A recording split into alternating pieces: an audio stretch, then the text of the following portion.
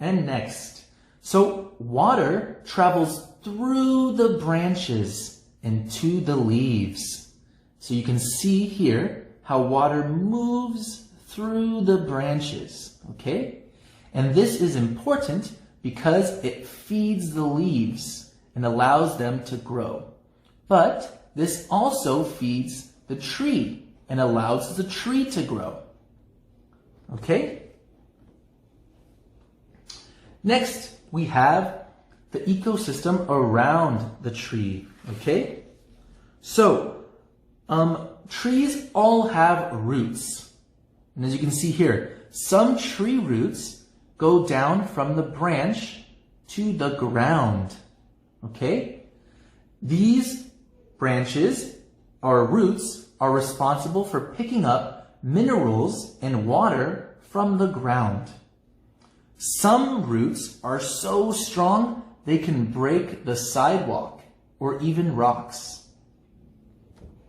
Mushrooms help the tree by giving it extra minerals and nutrients, okay? And also, they can take some water from the roots that the trees pick up, okay? So remember, the roots are like little pipelines that bring up nutrients, minerals, and water from the ground to the tree, and that helps the tree grow.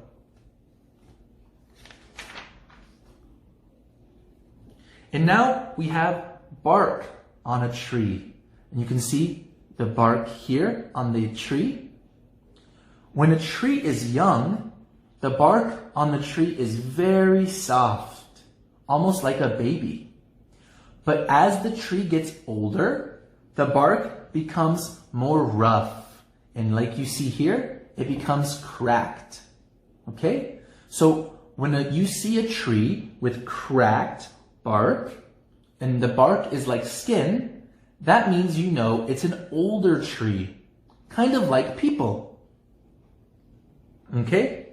So you know that bark changes over time, soft to rough. And inside the bark, we have some special little rings. These rings are made of cambium, okay? And cambium only grows at certain times a year, okay? So in cool climates, so places where it's cold, cambium only grows in spring and summer.